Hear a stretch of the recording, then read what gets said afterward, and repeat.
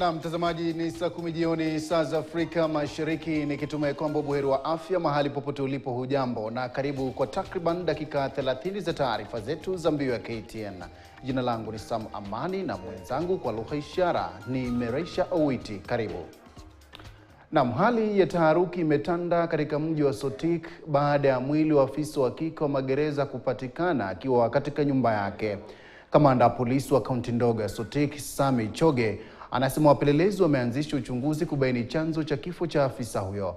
Choge amesema marehemu alikuwa akihudumu katika gereza la Sotik, huku uchunguzi wa awali ukionyesha kwamba huenda kifo hicho kilihusiana na mzozo wa kimapenzi. Mwili wa marehemu ulipelekwa katika hifadhi ya maiti ya hospitali ya misheni ya Kiplong, huku uchunguzi zaidi ukiendelea.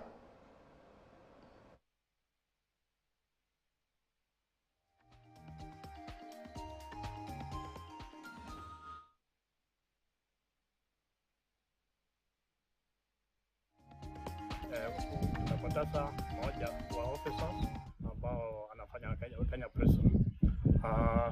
Uchunguzi inafanywa, scenes of crime wamechukua uchunguzi na tutawaeleza yale yote yanaweza kutokea. Kwa sasa hivi sitaweza kuongea mambo yote.